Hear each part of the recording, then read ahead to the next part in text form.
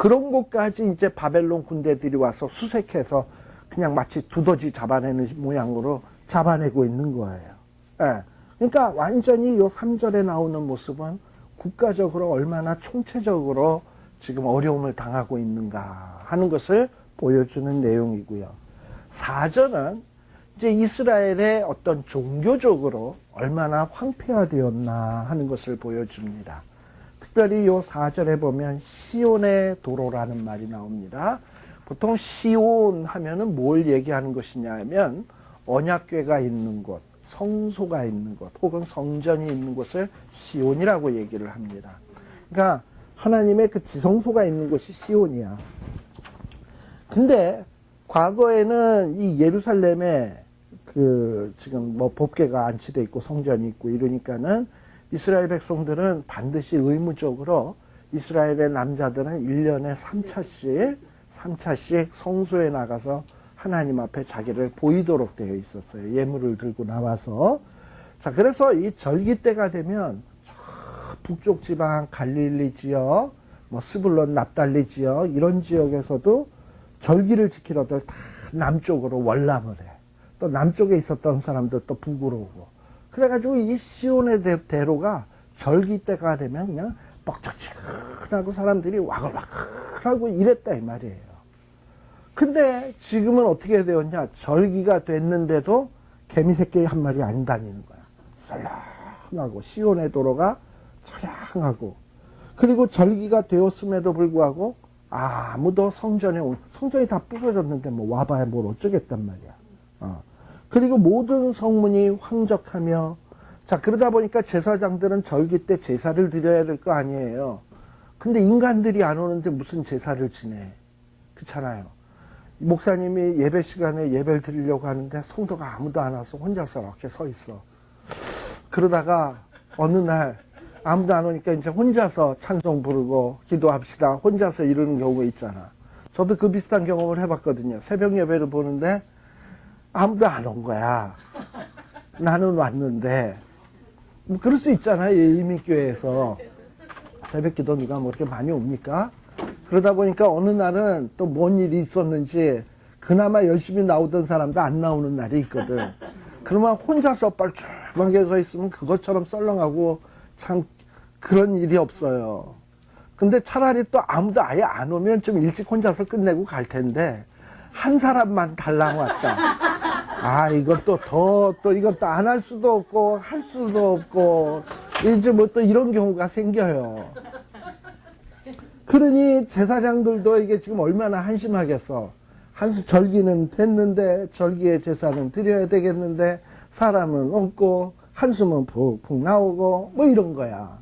그 다음에 거기에 보면 처녀들이 웬 또 처녀 성전 안에 이렇게 생각하실지 모르겠지만 이 처녀들은 어떤 사람들이냐 하면 시편 68편 한번 보십시다.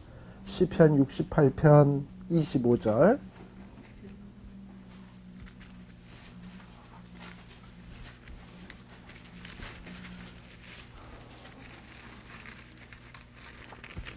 시편 68편 25절.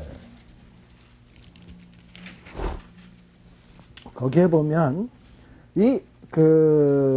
소고 치는 동료 중에 가객은 앞서고 악사는 뒤따르는 아이다 라고 되어 있어요. 특별히 24절에 보면 저희 하나님이여 저희가 주의 행차하심을 보았으니 곧 하나님 나의 왕이 성소에 행차하시는 것이라. 이 얘기예요. 이건 뭘 연상하시면 되냐면 다윗왕 때 다윗이 언약궤를 가지고 성전 안에 이렇게 성소로 예루살렘으로 갖고 왔죠. 그때 다윗왕이 너무 기뻐서 벌거벗고 춤을 췄잖아. 근데 이렇게 법궤가 이렇게 행차하는 것을 마치 하나님의 행차하는 것으로 본 거야. 근데 그때의 이 여인네들은, 젊은 처녀애들은 뭐였냐, 여기 보면 소고 치는 동료가 있고요.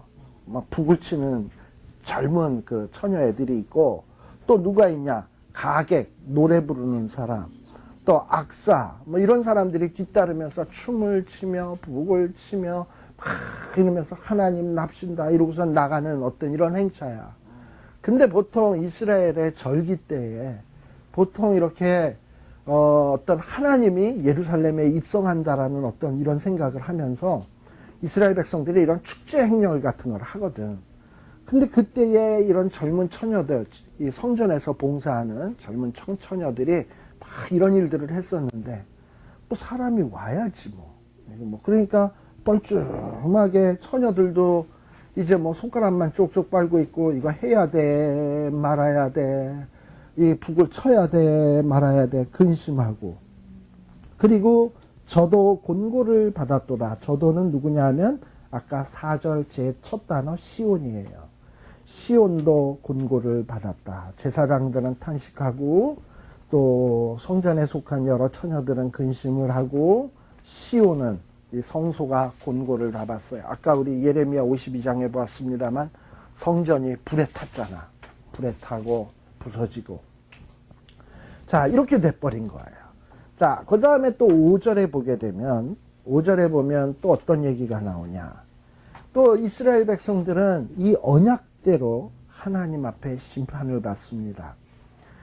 불순종했을 때, 순종했을 때 그 저주가 그대로 임하는데 5절에 보면 저의 대적이 머리가 되고 라고 돼 있어요. 우리 신명기 28장에 보면 아까도 신명기 28장 봤습니다만 신명기 28장 13절의 말씀을 누가 한번 보세요. 그거는 이제 축복에 대한 얘기예요. 28장 13절에 보면 우리 부모님들이 애들 놓고 기도 많이 할 때 그 기도해요. 28장 13절 뭐라고 기도할? 머리가 되고 꼬리가 되지 않게 하시며 위에만 있고 아래에 있지 않게 하시니 그렇죠. 오직 너는 내가 오늘날 내게 명하는 내 하나님 여호와의 명령을 듣고 지켜 행하며. 목사님들이 보통 신방 가가지고 특히 자녀 많은 집 가가지고 그 말씀 읽어주면서 여러분의 자녀가 머리가 되고 위에만 있고 아래에 있지 아니하고 이렇게 말씀 읽어주면서 축복해주면 좋아하시겠죠. 근데 단 그런 축복이 주어지려면 뭐 해야 된다? 순종. 자, 순종하면 머리가 되고 대적의 머리가 되고 위에만 있고 아래에 있지 않아요. 그런데 지금은 어떻게 되냐? 아이러니하게도 신명기 28장 13절하고 비교를 해보면 이제는 누가 머리가 됐냐? 예전에 순종할 때는 이스라엘 백성이 머리가 됐었는데 이제는 저의 대적이 머리가 되고 저의 원수가 형통하고 이렇게 돼버렸다 이 말이죠. 자, 그러니까 여기서 우리들이 뭘 생각할 수 있냐 하면은 불순종을 했더니 불순종할 때 주어지는 저주가 다 그대로 응하는구나 라는 거를 우리가 볼 수 있어요. 자, 그렇다면 이건 역으로 이야기하면 뭘 얘기할 수 있냐면 순종하면 또 축복이 또 다 이루어지겠죠. 이 예레미야 애가를 보면 이스라엘 백성들이 불순종을 했더니 하나님이 얼마나 정확하게 저주하신 대로 저주가 응하는가가 아주 여실히 드러납니다. 만일에 이스라엘 백성들이 순종을 했더라면 신명기 아까 28장 1절에서부터 14절에 나오는 내용이 그대로 이루어졌을 거예요. 그죠? 예. 자, 그런데 이렇게 지금 이스라엘 백성들은 머리가 되어야 될 존재인데 완전히 대적이 머리가 되고 원수가 형통하고 그래요. 원인이 뭐다? 5절에 보면 아니, 5절에서 저의 죄가 많음으로. 결국은 이렇게 대적이 머리가 되고 정말 이 시온의 도로가 처량해지고 제사장은 탄식하고 처녀들은 근심하고 그야말로 쑥대밭이 된 이런 상황의 원인이 뭐냐 하면 죄가 많음으로. 그래서 죄가 많음으로 하나님이 어떻게 하셨냐? 그들을 곤곡해 하셨다. 우리 히브리서 12장에 보면 자식이 범죄하고 잘못된 길로 나아가는데도 때리지 않으면 저는 사생자요 버린 자죠. 그러나 잘못했을 때 부모가 때린다. 이거는 자기 자식이라는 얘기예요. 왜 때리냐? 미워서 사랑해서 잘 되라고 때리는 거잖아. 그러니까 하나님께서도 이스라엘 백성들이 죄가 많음에도 불구하고 괜찮아 잘 먹고 잘 살아 했더라면 이건 어떻게 보면 망하는 거예요. 그런데 하나님이 뭐냐 하면 이스라엘 백성의 죄가 많음으로 정신 차리라고 뭐 하셨냐? 곤곡해 하셨어요. 예. 그래서 어린 자녀들이 대적에게 사로잡혔어요. 바로 이 어린 자녀가 누구겠습니까? 1차 포로로 잡혀갔던 다니엘, 사드락, 메삭, 아벳느고, 아직도 젖비린내가 보송보송 나는 그런 젊은 아이들이 바벨론 포로로 잡혀갔잖아요. 네. 자, 그런데 여러분들 예레미야의 애가 3장 33절에 잠깐 한번 보세요. 하나님이 이 곤곡해 하신 이유는 뭐냐? 32절. 3장 32절. 저가 비록 근신케 하시나 풍부한 자비대로 긍휼히 여길 것임이라. 그러니까 하나님은 곤곡해 하시지만 그거로 끝내시는 분이 아니라 어느 때가 되면 회복시킨다. 또 33절, 3장 예레미야 애가 3장 33절. 애가 3장 33절 다 같이요 시작. 주께서 인생으로 고생하며 근심하게 하심이 본심이 아니시로다. 그러니까 이스라엘을 곤곡해 하는 이유는 하나님이 요것들 맛 좀 봐라 요런 뜻이 아니야. 곤곡해 하면서도 하나님은 속상해해요. 그리고 얘네들이 어서속히 정신 차리고 똑바로 살았으면 하는 마음으로 그러는 거지. 이스라엘 백성들을 곤곡해 해놓고 막 괴로워하는 것을 보면서 희열을 느끼는 하나님은 그런 하나님이 아니시거든요. 근데 사람은 보통 그러지. 남을 곤곡해 하면서 그걸 가지고 희열을 느끼잖아. 그러니까 사람이 참 악해요. 근데 어린애들도 악해요. 제가 어렸을 때 보니까 지렁이 같은 거 이렇게 있잖아. 그럼 거기다가 소금을 이렇게 뿌리면 지렁이가 이렇게 꼬고 그러다가 노란 물을 쭉 내고 하면은 그걸 보고 즐겨 애가. 제가 그랬다니까요. 그러니까 어린애들이 남자애들이 그렇게 못된 구석이 있잖아요. 또 어쩌다가 또 파리를 한 마리 잡으면은 파리를 너를 응징하겠다 이러고서 다리 하나 떼고 못 떼고 이러고서 날개 떼고 이러면 몸뚱아리만 나서 앵하고 돌면 또 그걸 또 즐기고. 깜짝 사람은 그렇게 남을 곤곡해 하면서 그걸 즐기지만 하나님은 절대 이스라엘 백성들을 괴롭게 하면서 즐기시는 하나님이 아니에요. 네. 웃자고 한 얘기입니다. 네. 자, 그래서 어떻게 돼버렸냐. 6절에 보면 드디어 어떻게 됐냐. 처녀 시온의 모든 영광이 떠나갔어요. 그 솔로몬 시대 때 대단했던 영광. 또 그나마 마지막에 영광스러웠던 때가 있어요. 유다 나라에. 그때가 언제냐. 요시야 왕 때. 아시죠? 한참 므낫세, 아몬 아주 얼마나 못돼 처먹은 왕들이 있었습니까? 근데 그런 왕들이 딱 죽고 난 다음에 요시야 때 하나님이 한번 부흥운동을 주셨거든. 그래가지고 이미 아수르에게 망했던 북이스라엘 사람들까지 초대해가지고 유월절 잔치도 하고 대대적인 어떤 행사도 하고 그랬단 말이에요. 그러니까 그 참 영광스러운 일이죠. 그때만 하더라도 사람들은 이제 하나님이 저 요시야 왕을 통해서 우리나라를 다시 한번 부흥시키시려나? 이런 기대감을 가졌을 거예요. 그랬는데 웬걸 요시야 왕이 무기또에서 애굽하고 전투하다가 갑자기 꽥 하고 갔단 말이에요. 그러니까 얼마나 낙심이 됐는지 몰라. 그리고 그 아들들 아주 한심한 왕들이 있어서 한숨만 푹푹 쉬다가 결국은 마지막에 시드기야 때 망하는 거예요. 그러니까 그 조턴 시절 옛날이요 하고 조턴 시절이 다시는 돌아올 수 없을 정도로 과거로 지나가 버린 거예요. 시온의 모든 영광이 떠나가며 그 다음에 여기에 보면 좀 낯선 단어가 하나 나오죠. 개역개정은 뭐라고 나오는지 모르겠습니다. 저의 목백이라고 우리 하는데 개역개정에서는 뭐라고 나오는지 몰라. 근데 목백이라는 말이 뭐냐. 열왕기하 25장 5절을 한번 보세요. 왕하 25장 5절에 보게 되면 목백은 누구냐면 리더야. 리더. 자, 25장 우리 아까 읽었던 내용이 바로 그거예요. 25장 열왕기 하 25장 5절. 왕하 25장 5절에 한번 보세요. 23, 4, 5, 25장 5절. 자, 거기에 보면 그 갈대아 군사가 누굴 쫓아가서 왕을 쫓아가서 여리고 평지에 미침에 왕의 모든 군사가 저를 떠나 흩어진지라. 여기서 이 목백이 누구냐면 바로 왕, 시드기야 왕. 아까 우리 시드기야 왕 얘기했잖아요. 저희 여러분들 4절에 보면 여기서는 시드기야가 어떻게 도망갔다고 되어 있냐면 갈대아 사람이 성읍을 에워쌌으므로 성벽에 구멍 뚫어서 개구멍 뚫어가지고 밤에 그 두 성벽 사이 동산 견문길로 도망하여 아라바길, 아라바는 사막길이에요. 길로 도망을 갔는데 갈대아 군사가 쫓아와서 그 왕을 사로잡은 거야. 바로 이 목백이 뭐냐 하면은 이 시드기야 왕을 얘기하는 거예요.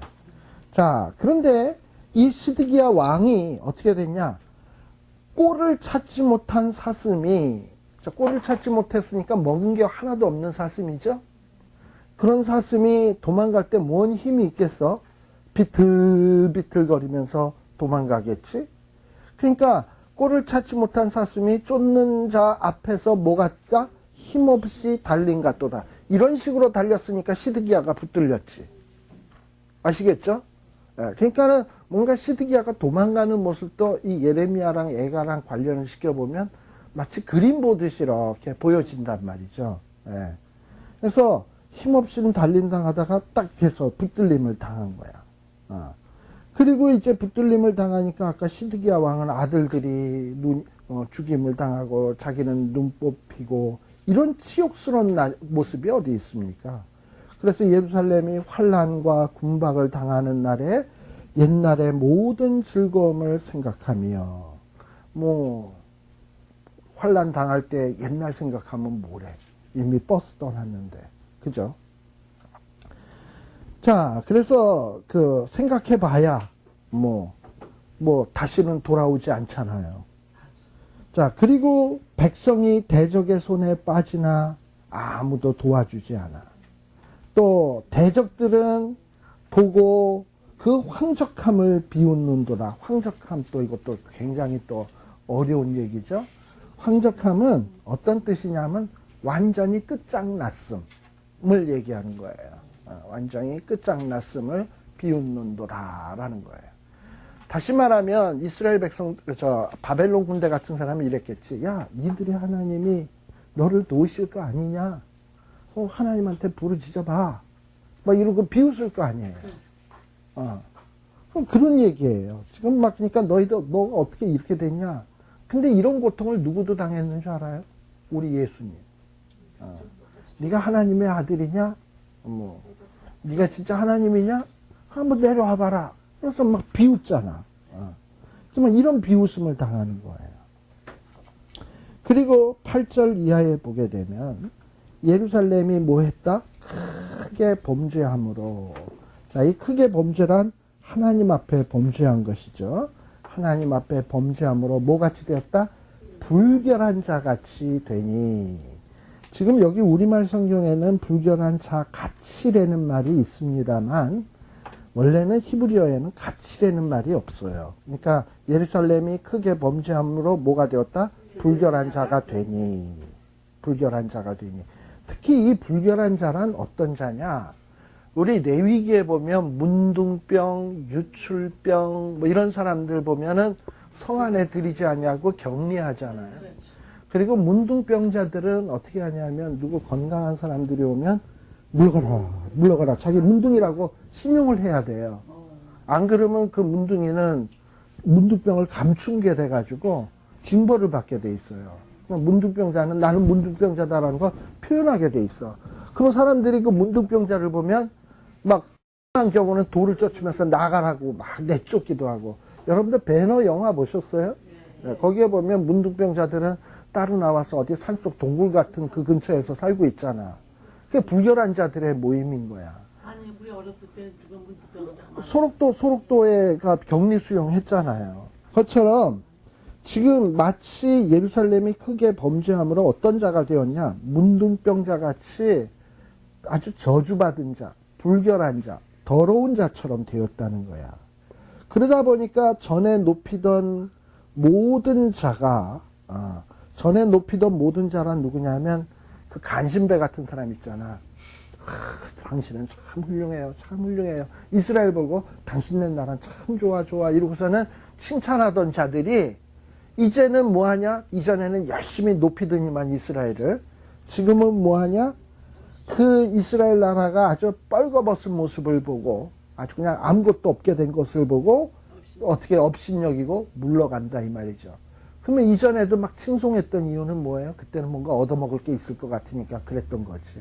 근데 이제 아무것도 없다 보니까는 다 물러간다 이 말이에요. 특별히 히브리어 성경으로 보면 전에 높이던 자, 이 높이던이라는 말이 굉장히 강조형으로 돼 있어요. 전에 너희가 막 그렇게 간슬게 내줄 정도로 높이던 그 모든 자들이 이제 너희가 쫄딱 망해서 뻘거벗은 모습을 보니까 업신여기며 저가 또 그 탄식하며 물러갔도다 라고 얘기를 해주고 있어요.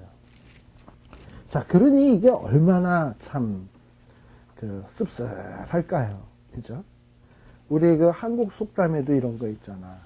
정승집 개가 죽으면 사람이 많이 오는데 정승이 막상 딱 죽고 나면 뭐 아주 그냥 썰렁하잖아요.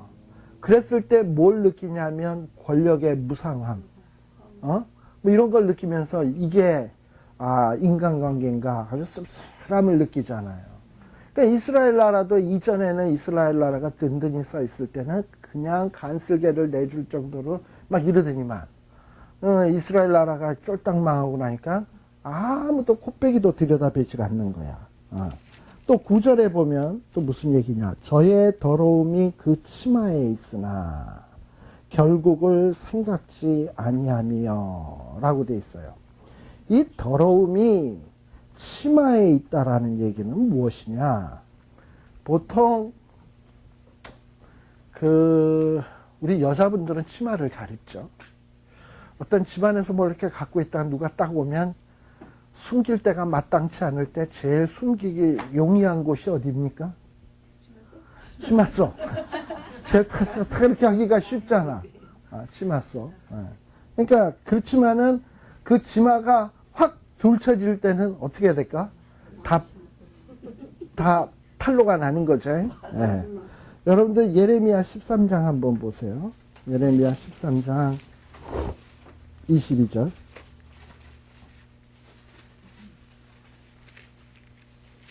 13장 22절에 보시게 되면 자, 내가 심중에 이르기를 어찌하여 이런 일이 내게 임하였는고 하겠으나 내 죄악이 크므로 내 치마가 들리고 예레미야 13장 22절 내 죄악이 크므로 내 치마가 들리고 내 발뒤꿈치가 상함이니라.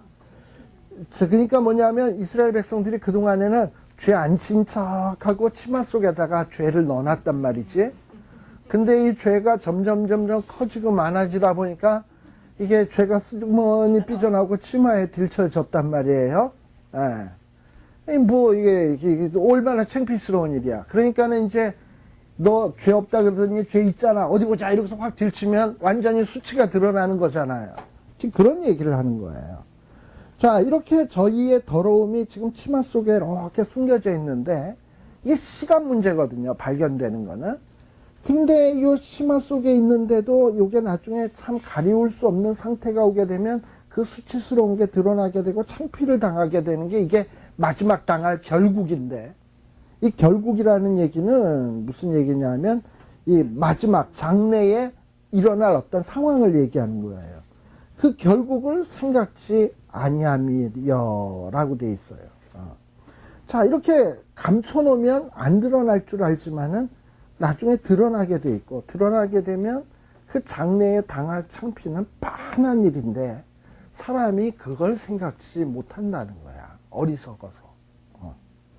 신명기 32장도 한번 볼까요? 신명기 32장 28절에서 29절.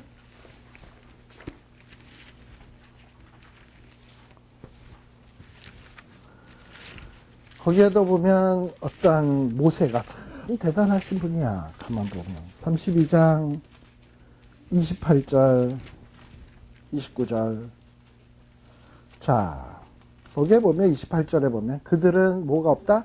모략이 없는 국민이라. 신명기 32장 28절 그들은 모략이 없는 국민이라. 그 중에 지식이 없도다. 그리고 그들이 지혜가 있어서 이것을 깨닫고 뭘 생각한다? 자기의 종말을 생각하였으면. 그러니까 사람이 뭘 생각하고 살아야 되냐 하면 지혜로운 자는 내가 이런 식으로 살면 내 종말이 어떻게 될 것인가. 이걸 좀 생각을 하셔야 돼. 근데 이렇게 살다가는 종말이 우리 보통 심은 대로 거둔다 그러잖아요. 그 종말은 마지막에 심은 대로 거두게 돼 있는데 내가 죄로 심고 악으로 심으면 결국은 악으로 거두고 죄의 열매를 거두게 돼 있는 거예요. 그리고 종말은 비참할 수밖에 없어요. 그걸 좀 생각하면서 살아야 되는데 사람이 살면서 그런 생각을 하고 사는 사람이 많지를 않아요. 그러니까 여기서도 뭐냐면 죄를 치마 속에다 감춰놓고 괜찮겠지 이러고 사니까 결국은 이런 자는 뭐냐? 자기의 그 결국 종말을 생각지 않는 자지, 어리석은 자지. 그러니 이런 자는 어떤 마지막 순간 딱 정해진 타임이 딱 오게 되면 깜짝 놀라게 될 것이고 그리고 저 아래로 낮아지게 될 것이고 낮아지게 될 것이고 그리고 사람들이 그거 자업자득이야 이러지 아무도 그 자에게 위로해 줄 자가 없는 거예요. 자, 이런 사실을 지금 예레미야가 이야기를 하는 겁니다. 바로 이스라엘의 죄악들을 보면서 탄식을 하고 있는 거예요. 우리가 어쩌다 이렇게 됐지? 이러면서 죄 때문이다. 우리가 결국을 생각하지 아니했다. 결국은 이렇게 되었다라고 지금 탄식을 하고 있는 거예요. 그러나 예레미야는 또 어떤 기도를 하냐? 그렇지만 지금 이 상황에서 사람은 아무도 위로해 줄 자가 없잖아. 사람은 옆에 전에 화친을 맺었던 나라도 도와주지 않지만 그러나 예레미야는 뭘 알고 있냐? 환난 날에 나를 부르라. 그걸 알잖아. 그러다 보니까 뭐 부모는 너를 버려도 하나님은 나를 안 버린다라는 거를 알잖아. 그러니까 이런 상황 속에서 뭐라 그러냐면 나의 환난을 하나님 모아소서 감찰하소서 하고 자기의 아픔과 고통을 하나님 앞에 아뢰는 거예요. 그러니까 희망은 어디에 있냐 하면 만일에 우리가 죄를 범죄치 않는 자는 없어요. 세상에. 우리 열왕기 상 8장에 보면 범죄치 아니하는 영혼은 없다 그랬는데 범죄치 않는 자는 없어요. 신약식으로 얘기하면 의인은 없나니 하나도 없어요. 그러니까 우리는 어느 순간인가 죄 지을 수 있는 사람이에요. 또 죄를 짓다 보면 하나님이 죄에 상응한 징계를 주시겠죠.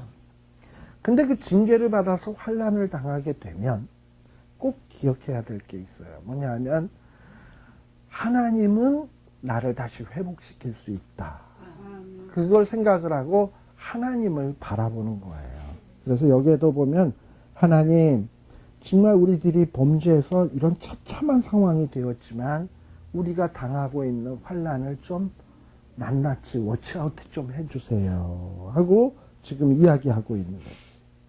그리고 이 워치아웃 하다 보면 사실 우리가 죄를 했지만 저 대적들은 우리가 죄 지은 것보다도 더 때리는 것 같아요 하고 좀 봐달라는 거예요. 일단 뭐냐 보면 10절에 보면 저 대적이 뭐 한다고요? 손을 펴서 막 보물도 빼박고요. 그 다음에 또 뭐 또 하냐? 이방인들을 금하여 주의 공회에 들어오지 못하게 하셨사오나 우리 이스라엘의 그 공동체 안에는요, 뭐 모압 사람, 뭐 암몬 사람 이런 사람 못 들어오게 했잖아. 그리고 흠 있는 자도 못 들어오게 하고. 그래서 뭔가 제한이 많이 있었어요. 특히 이방인들은 할례 받지 않으면 절대 못 들어와. 그런데 그렇게 딱 금해져 있는데 이것들이 군합발을 신고 무기를 들고 예루살렘에 그냥 저벅저벅 들어와서 막 불을 지르고 막 그냥 뭐 난리를 치고 있다 이 말이죠. 하나님, 이게 하나님이 감찰하실 때 이게 될 법한 얘기겠습니까? 이거 좀 봐달라는 거지. 이르는 거야 지금 예레미야가. 성소에 들어간 것을 좀 봐주세요. 그리고 이걸 우리 예루살렘 사람들도 다 보고 있나이다 하고 지금 하나님 앞에 얘기하고 있는 거예요. 그러니까 대적들은 우리가 죄 지은 것보다 좀 너무 심하게 대하는 것 같다 이렇게 얘기를 하는 거고, 또 11절서부터는 뭐냐, 좀 우리를 감찰해 주시는데 뭘 감찰해 주시냐, 지금 자기네들이 아주 육체적으로 아주 힘든 고통에 있다는 것을 감찰해 달라는 거예요. 자, 11절에 보면 모든 백성이 생명을 소송시키려고, 그래도 생명을 연장해 보겠다고 어떻게 하냐, 보물로 식물들을 바꾸었더니, 얼마 전에 저기 무슨 뭐 조난이 돼가지고 추워가지고 어떤 사람이 좀 이렇게 살아나게 됐는데, 그 사람이 어떻게 살았냐, 5불짜리 돈을 태우면서 우선 살았대. 그러니까 뭐 추운데 뗄감은 없고 이러니까는 주머니에 있던 돈 그것도 100불짜리가 아니길 바랬겠지. 근데 뭐 없으면 어떻게 해, 그거라도 태워야지. 그래서 돈을 떼우면서 살았대. 그러니까 사람이 생명을 소송시킬 때는 돈 100불짜리가 소송시키는 게 아니에요. 소용없어요. 그냥 성냥불이 더 나아. 어? 그런데 여기에 보면 먹는 게 더 나아. 그러다 보니까 먹어야 되니까. 근데 2년 동안 포위를 당했으니까 먹을 게 얼마나 없어요. 우리 과거에 보면 사람들이 어떠했냐면은 사마리아, 북이스라엘 사람들 사마리아 성이 포위당했을 때 애들을 삶아 먹었잖아요. 지금 북한이 그렇죠. 그러니까는 먹을 게 없으니까는 이제 보물을 가지고 식물을 바꾸고, 자, 그리고 지금도 탄식하며 양식을 구하나이다. 이러고선 보물도 하다 보면 보물이라는 게 뭐 집에 많아요. 바꿔 먹다 보면 이제 보물 다 떨어지면 이제 먹는 것도 그만해야 되는데 양식을 구하는 데 있나. 근데 지금 예레미야가 바로 이스라엘 사람들의 그 상황을 대변해서 하나님 앞에 얘기하는 거예요. 하나님, 이런데 우리 상황을 좀 감찰해 주세요. 물론 죄는 인정하고 있어요. 네. 자, 그러면서 이제 요 12절에 관계된 내용만 조금 하고 마치겠습니다. 12절에 보면 예레미야가 뭐라 그러느냐. 무릇 지나가는 자여, 너희에게는 관계가 없는가. 아마 예루살렘이 멸망한 장면을 보면서 사람들은 지나가면서 쯧쯧쯧쯧, 전에는 어쩌고 저쩌고 하던 성이 이제는 어쩌다가 요 모양 요 꼴이 되었는 거 쯧쯧쯧쯧 하고 지나는가. 근데 그 지나가면서 예루살렘이 당한 환란을 자기의 환란, 자기와 관련시켜 생각하는 사람은 거의 없어. 그러니까 그걸 보고서 예레미야는 뭐라고 얘기하냐? 지금 우리가 망한 것을 지켜보고 지나가는 자들이여, 너희에게는 관계가 없겠느냐 하고 물어볼. 지금 우리가 당하는 환란이 너희와는 관련이 없는 거겠냐.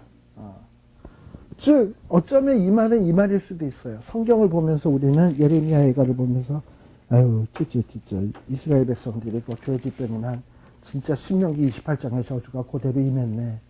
참 한심하네. 안 됐다. 지나가.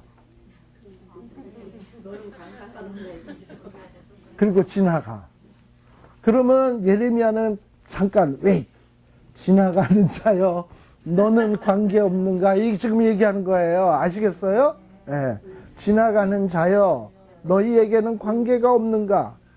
내게 임한 근심 같은 근심이 있는가 볼지어다 라고 얘기하는 거예요.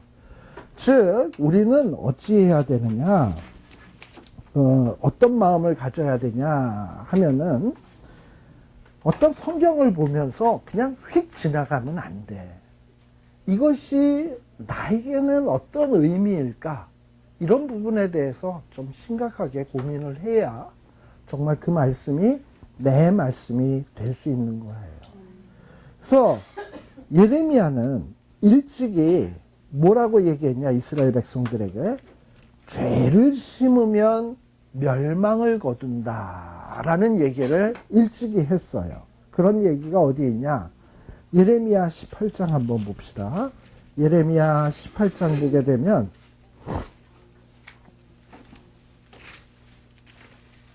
18장 16절. 자, 거기에 보면은 그 13절에 보면 13절 끝에 보면 처녀 이스라엘이 심히 가증한 일을 행하였도다 그랬죠? 예. 예레미야 18장 13절 거기에 보면 끝에 보면 이 처녀 이스라엘이 심히 가증한 일을 행하였도다. 그리고 15절에 보면 이스라엘 백성이 하나님을 잊어버리고 허무한 것에 분향을 하고 그리고 옛길에서 넘어지게 하며 곁길 곧 닦지 아니한 길로 행했다. 즉 하나님의 말씀대로 살지 않았다는 얘기예요.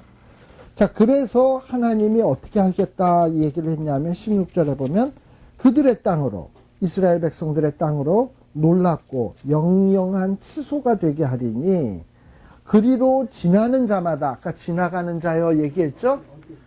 예레미야 18장 16절. 자, 이스라엘 나라가 쫄딱 망한 것을 보면서 지나가는 자마다 놀라서 뭐라 그러냐? 야, 어떻게 이렇게 될 수가 있어? 이러고 지나간다는 말이에요. 그러니까 벌써 이렇게 될 일을 예레미야는 얘기를 했어요. 얘기를 했어. 그리고 성경 우리 갈라디아서 6장 7절에도 보면 우리 아까 얘기했습니다만 심은 대로 거두는 거. 이게 법칙인 거야. 그런데 이게 현실화됐잖아. 지금 뭐냐면 이스라엘 백성들이 범죄를 했고 멸망이 현실화됐어요. 자, 그리고 이 멸망이 현실화됐는데 이 멸망의 모습들을 한번 보세요. 그래서 지금 이 멸망을 당하게 되니까 지금 이스라엘 백성 예레미야는 아주 극도로 괴로워요. 극도로 괴로운데 13절 보세요. 어느 정도의 괴로움이냐? 아까 12절 끝에도 여호와께서 진노하신 날에 나를 괴롭게 하신 것이로다 라고 돼 있잖아요. 범죄에서 지금 예레미야를 위시한 이스라엘 백성들이 괴로운데 이 괴로움이 어느 정도냐? 13절 나의 골수에 불을 보내어 이기게 하시고 라고 되어 있습니다. 지금 우리말 성경에는 이기게 하시고 라는 데 있는데 요 말의 뜻은 뭐냐면 꺾는다는 거예요. 우리가 이긴다라고 하는 표현을 우리가 얼마 전에 누구야? 쿠웨이트를 꺾었죠? 누가? 우리 한국 대표팀이. 자, 그거는 이겼다라고 하는 표현이잖아. 근데 꺾는다라는 건 원래 어떤 의미야? 이렇게 나뭇가지를 빡 꺾는 거잖아. 특히 사람의 뼈를 빡 꺾으면 얼마나 아플까요? 기가 막혀요? 해보셨어요? 당해보셨어요? 전 당해봤어요. 다리가 한번 부러져 봤어요. 되게 아파요. 자, 그런데 이 꺾으면 이거 굉장히 아픈 거거든. 근데 어디가 꺾였냐? 막 골수에 불을 보내서 막 꺾여지는 거야. 근데요, 사람이 멀쩡할 때는요, 자기의 뼈가 몇 개인지 몰라요. 갈비뼈 몇 개인 줄 알아요? 요 우측에 요 갈비뼈가? 모르잖아. 근데 이게 뼈마디가 쑤시고 아프면 내 마디가 뼈마디가 몇 개인지 아프면 알아. 왜냐하면 마디마디가 쑤시니까 여기도 마디고 여기도 마디고 여기도 마디고 뭐 특히 류마티스 관절통 뭐 이런 거 자기의 마디의 수가 몇 개인지가 아주 리얼하게 들어오게 돼 있습니다. 근데 그게 이런 성경의 표현이 어디 나오냐면 시편 22편에 나와. 시편 22편 17절에 보면 거기에 보면 다윗의 시편인데 그게 시편 22편 17절에 보면 뭐라고 되냐면 내가 뼈를 셀 수 있나이다 라고 나와. 이게 왜 뼈를 셀 수 있냐 하면 너무 그 16절에 보면 내 수족을 찔렀잖아. 그래서 막 뼛속까지 아프단 말이에요. 그러니까 아프니까 셀 수 있는 거야. 아시겠습니까? 안 그러면 우리가 셀려면은 정상적으로 셀려면 MRI를 찍어봐야 셀 수 있지. 근데 우리가 그냥 맨정신에 맨 어떤 그런 도구 없이 셀려면 아프면 이게 몇 개인지 알아. 근데 지금 예레미야도 어느 정도의 고통을 당하고 있냐면 막 그냥 뼛속까지 아파. 뼛속까지 아파. 그 정도의 지금 괴로움을 당하고 있는 거예요. 그리고 또 어떠냐? 자기 앞에는 그냥 그물이 있어. 그물이 있어. 그리고 종일토록 고적하다. 이것도 고적이라는 말도 굉장히 어려운 말이죠. 이 말은 뭐냐면 아프고 피곤하고 슬픔의 상태. 그러니까 종일토록 아프고 피곤하고 슬픔의 상태로 아주 피곤하게 만들었어. 지금 이 예레미야가 지금 당하고 있는 상태가 그래요. 또 어떠하냐? 14절에 보면 죄악의 멍에를 그 손으로 묶고 얽어 내 목에 올렸어. 여러분들 멍에 매 봤어요? 우리가 뭐 소인가 멍에를 매게? 근데 아무튼 멍에를 매면 이게 얼마나 무겁겠습니까? 그리고 우리의 힘을 피곤케 했어. 그리고 내가 당할 수 없는 자의 손에 나를 붙이셨어. 지금 이스라엘 나라는 유다 백성의 손에 붙여져 있는 겁니다. 자, 그러니 지금 요 13절에서부터 그리고 15절에는 주께서 내 지경 안에 모든 용사를 없는 것 같이 여기시고 성회를 모아 내 소년들을 부수시며 처냐 유다를 술틀에 밟으셨도다. 즉 이스라엘 지경 안에는 군인이 이제 없어. 그리고 성회를 모아 소년들을 부수시며 그나마 남은 소년들도 하나님이 부수는데 처녀 유다를 술틀에 밟으셨도다. 특히 이 술틀은 여러분들 그 포도주를 갖다가 만들 때 포도를 막 이렇게 밟잖아요. 밟으면 어떻게 될까? 뻘건 물이 줄줄줄줄 흐르죠. 그것처럼 소년들을 이 바벨론 군인들이 막 밟으면 피가 흐르는 장면이 마치 포도를 밟을 때 포도 뻘건 물이 흐르는 것처럼 이렇게 밟는다는 거야. 지금 이게 이스라엘의 상황인 거예요. 그러니까 그런 리얼한 상황을 지금 예레미야가 지금 막 괴로워하고 있는 거예요. 근데 이런 어떤 괴로움의 구체적인 모습이 13절에서부터 15절까지 지금 나타나고 있는 거예요. 그러니까 죄를 심었더니 지금 멸망을 거두고 있잖아요. 심판을 거두고 있잖아요. 그리고 심판당에서 괴로운 모습이 13절에서부터 15절까지 지금 막 이렇게 나타나고 있잖아요.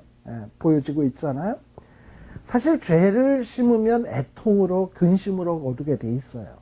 그러나 신자가 내가 죄를 심었으니 애통 근심으로 거두는 것이 마땅하다 하는 것으로 여기고, 그리고 하나님 앞에서 그래도 애통해야 하고 하나님 앞에서 그래도 근심하면, 왜냐하면 하나님 나 이거 맞아 싸거든요.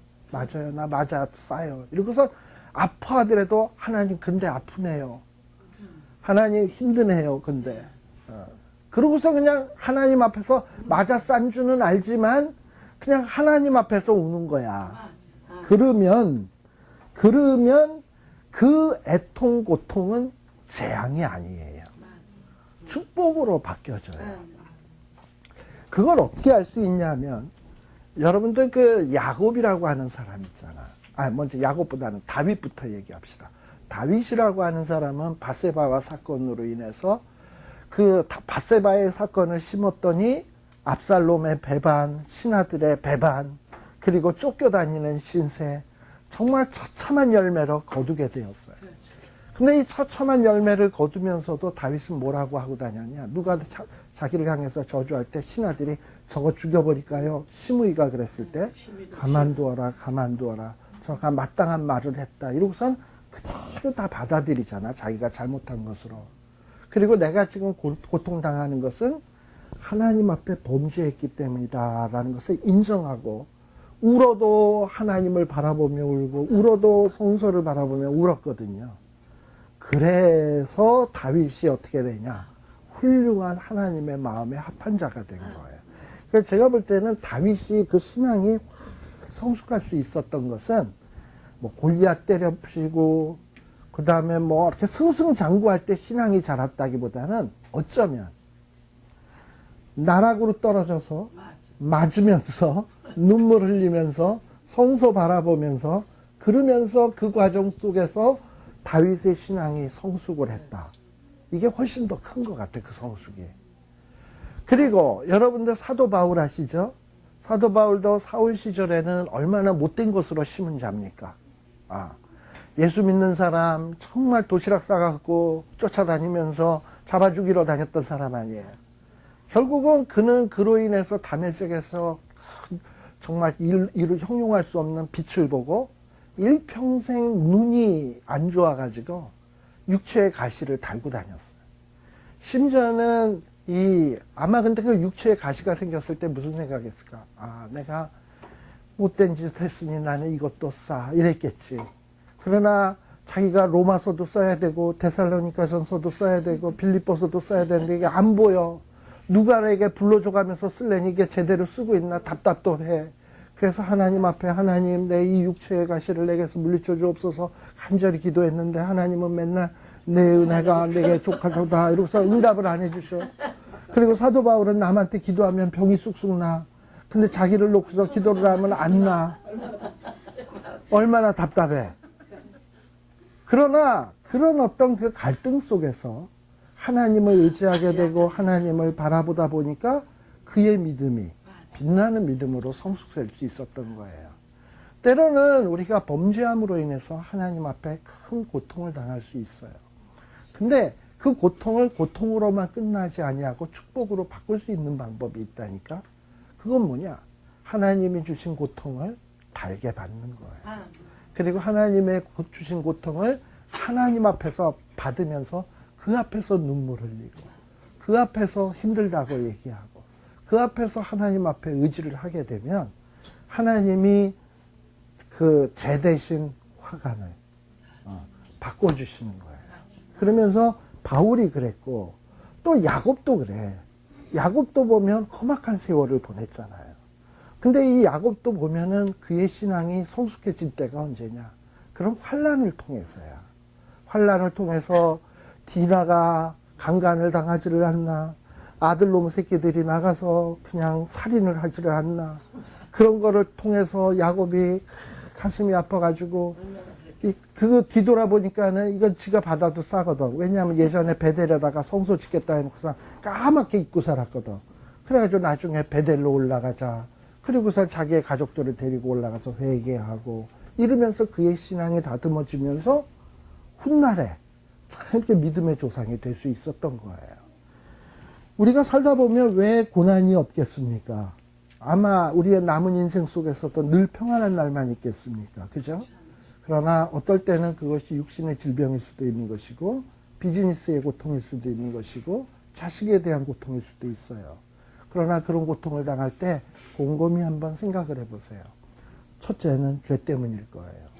두 번째는 하나님이 우리를 연단하기 위해서일 거예요. 금과 같이 빛나게 하기 위해서. 그러나 둘 다 아프긴 마찬가지예요. 또 하나는 뭐냐면 연단도 아니고 도무지 무슨 일인지 모르는데 하나님이 나한테 고통 주는 거 있어요. 좌우지간 어떤 고통이 됐든 간에 하나님 앞에서 아파하면 돼요. 하나님 앞에서 힘들어하고 하나님 앞에서 몸부림치다 보면 하나님은 어떤 분이시다? 모든 일을 합력하여 선으로 바꿔주시는 하나님이시다라는 거예요. 그래서 아까 우리 하나님이 우리를 곤곡해 하시면 뭐다? 본심이 아니시로다. 그래서 여러분들 예레미야 3장, 애가 3장에 보게 되면 뭐라고 돼 있냐? 3장 25절부터 봅시다. 3장, 거기에 보면 3장 24절부터 봅시다. 힘든 일을 당해요. 힘든 일을 당하면 우리는 어찌 해야 되냐? 예레미야 애가 3장 24절.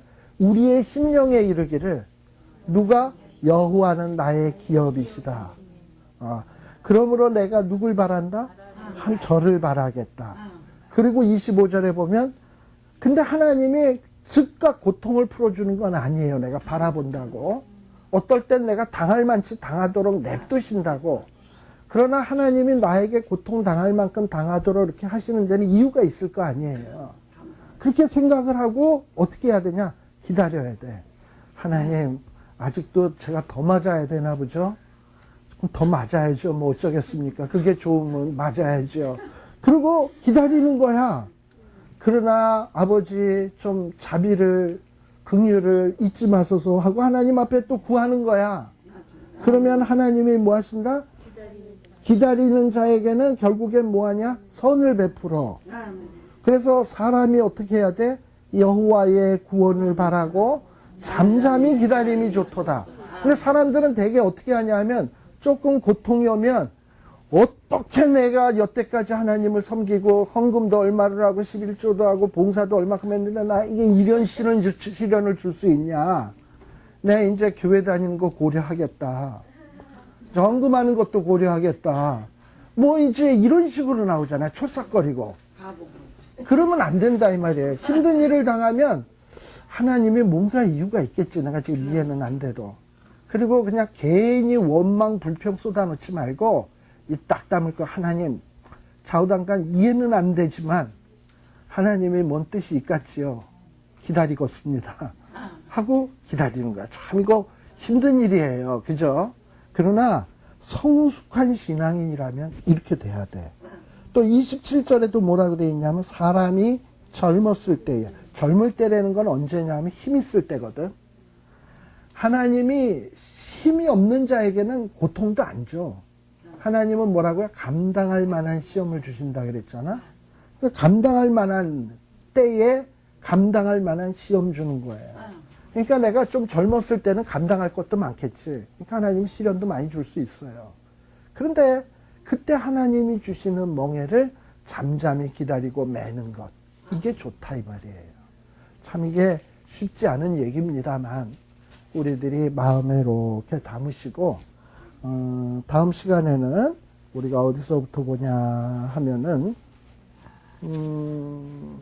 10한 6절서부터 보도록 하겠습니다. 16절서부터 혹시 제가 묶어들랑 15절까지 했다라고 얘기를 해 주십시오. 그리고 예레미야 애가는 좀 짧은 성경이라서 좀 제가 한번 보다시피 지금 겨우 15절 나갔는데 거의 1시간 반 했잖아요. 그렇지만은 좀 한번 요 예레미야 애가는 한번 이렇게 한번 살펴보도록 하겠습니다. 성경도 이곳저곳 찾아가면서 기도하겠습니다. 하나님 아버지, 참 죄라고 하는 놈이 어찌 그 유다 나라를 그렇게 처참하게 파괴시켰는지 우리가 말씀을 통해서 다시 한번 정말 생각하게 됩니다.